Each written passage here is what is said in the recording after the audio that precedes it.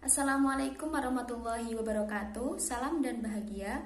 Perkenalkan, nama saya Laili Nur Hairiah dengan NIM 2019 008343. Di sini saya sebagai moderator dari kelompok 7 yang akan membahas mengenai pajak penghasilan pasal 23 yang beranggotakan yang pertama saya sendiri Laili Nur Hairiah dengan NIM 2019 008343. Yang kedua ada Elvi Kusmanengrom dengan NIM 2019 008338. Langsung saja materi yang pertama saya sendiri akan menyampaikan. Yang pertama, pengertian pajak penghasilan pasal 23. Pajak penghasilan pasal 23 adalah pajak yang dikenakan pada penghasilan atas modal, penyerahan jasa atau hadiah, dan penghargaan, selain yang telah dipotong pajak penghasilan pasal 21. Umumnya, penghasilan jenis ini terjadi saat adanya transaksi antara pihak yang menerima penghasilan atau penjual atau pemberi jasa dan pemberi penghasilan. Selanjutnya yaitu tarif dan objek pajak penghasilan pasal 23. Yang pertama, tarif 15% dari jumlah bruto atas penghasilan. A. Dividen. B. Bunga termasuk premium, diskonto dan imbalan sehubungan dengan jaminan pengembalian hutang. C. Royalti. D. Hadiah dan penghargaan selain yang telah dipotong dalam pasal 21. Hadiah dan penghargaan yang dipotong pajak penghasilan pasal 21 adalah hadiah dan penghargaan dalam bentuk apapun yang diterima BPOP berkenaan dengan suatu kegiatan yang diselenggarakan, misalnya kegiatan olahraga, kesenian, dan lain-lain. Yang kedua, tarif 2% dari perkiraan penghasilan neto atas penghasilan berupa A. Sewa dan penghasilan lain sehubungan dengan penggunaan harta tidak termasuk sewa tanah atau bangunan. B. Imbalan sehubungan dengan jasa teknik, jasa manajemen, jasa konstruksi,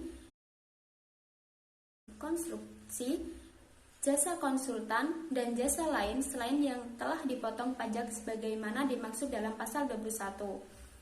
3. Dalam hal wajib pajak yang menerima atau memperoleh penghasilan SPT pada butir 1 dan 2 tidak memiliki NPWP, besarnya tarif pemotongan lebih tinggi 100% dibandingkan dengan tarif yang telah ditetapkan.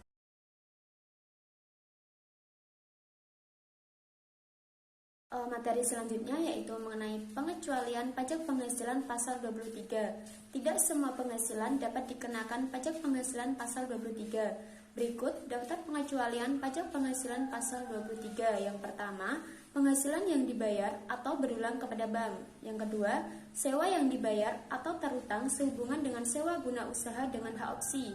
Yang ketiga, dividen atau bagian laba yang diterima atau diperoleh perseroan terbatas sebagai wajib pajak dalam negeri, koperasi, BUMN atau BUMD.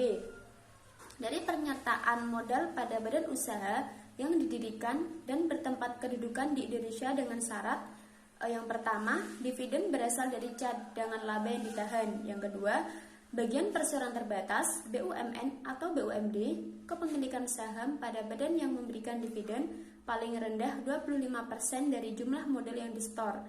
Yang ketiga, bagian laba yang diterima atau diperoleh anggota dari perseroan komanditer yang modalnya tidak terbagi atas saham-saham, persekutuan, perkumpulan, firma, dan kongsi, termasuk pemegang unit penyertaan kontrak investasi kolektif.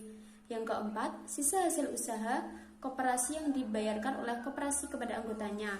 Yang kelima, penghasilan yang dibayarkan atau terutang kepada badan usaha atas jasa keuangan yang berfungsi sebagai penyalur pinjaman atau pembiayaan. Materi selanjutnya yaitu pihak pemotong pajak penghasilan pasal 23 dan pihak yang dikenakan pajak penghasilan pasal 23. Tidak semua pihak dapat dikenakan ataupun memotong pajak penghasilan pasal 23. Pihak-pihak tersebut hanya mereka yang masuk pada kelompok berikut ini.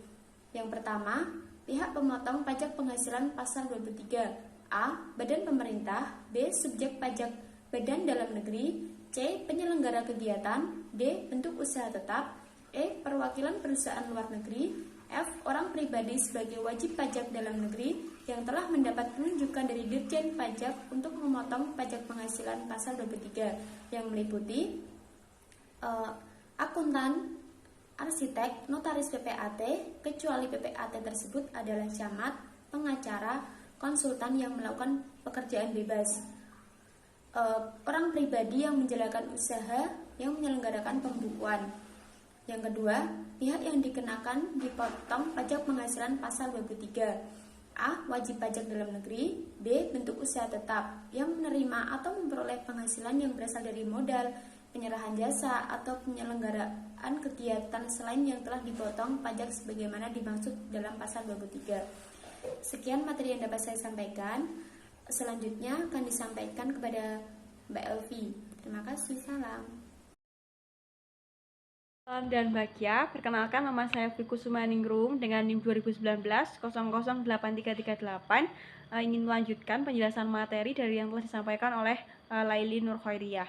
Saya akan melanjutkan penjelasan materi mengenai saat terutang, penyetoran dan pelaporan pajak PPh pasal 23. Yang pertama, saat terutang. Kapan sih waktu saat terutang itu? Menurut PPh pasal 23, masa terutang itu pada bulan dilakukannya pembayaran atau pada bulan terutangnya penghasilan. Kemudian yang kedua ada penyetoran. PPh pasal 23 harus disetorkan oleh pemotong pajak selambat-lambatnya tanggal 10 bulan takwin berikutnya setelah bulan saat terutangnya pajak. Nah, bila tanggal 10 itu jatuh pada hari libur, maka penyetoran bisa dilakukan pada hari kerja berikutnya. Seperti contoh, untuk yang terutang untuk masa Agustus 2015, maka wajib disetorkan ke kas negara melalui kantor pos atau bank persepsi paling lambat tanggal 10 September 2015 juga. Kemudian yang ketiga ada pelaporan. Pelaporan ini dilakukan dengan cara penyampaian SPT masa KPP di mana pemotong pajak terdaftar selambat-lambatnya 20 hari setelah masa pajak berakhir. Ini ada tabel PPh pasal 23 atas dividen, bunga sewa, hadiah, dan penghargaan. Nah, di sini ada jenis penghasilannya, penerima penghasilan, pengenaan pajak, dan juga tarif dan DPP. Untuk yang pertama itu ada dividen, itu penerima penghasilan wajib pajak DN, itu PT, koperasi, BUMN, BUMD, dan penyertaan minimal 25%. Kemudian pengenaan pajak PPh pasal 23 dan bukan objek pajak dengan tarif 15% kali jumlah bruto. Kemudian yang kedua ada bunga bruto, itu penerima penghasilan wajib pajak pengenaan pajak PPh pasal 23 dan tarif dan DPP-nya 15% dikali dengan jumlah bruto. Kemudian yang ketiga ada sewa, itu diterima oleh wajib pajak pengenaan pajak PPh pasal 23 juga, kemudian tarif dan DPP-nya 2% dikali jumlah bruto. Kemudian hadiah dan penghargaan lain dengan penerimaan wajib pajak badan selain BUT atau badan usaha tetap.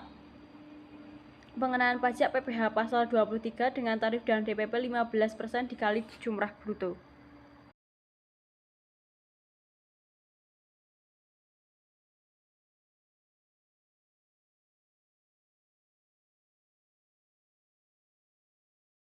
Pemotong PPh menurut pasal 23 harus memberikan tanda bukti pemotongan kepada orang pribadi atau badan yang dibebani pajak penghasilan yang dipotong. Kemudian pelaksanaan pemotongan, penyetoran, dan pelaporan PPh pasal 23 dilakukan secara desentralisasi yang artinya dilakukan di tempat terjadinya pembayaran atau terutangnya penghasilan yang merupakan objek PPh pasal 23 yang dimaksudkan untuk mempermudah pengawasan terhadap pelaksanaan pemotongan PPh pasal 23 tersebut.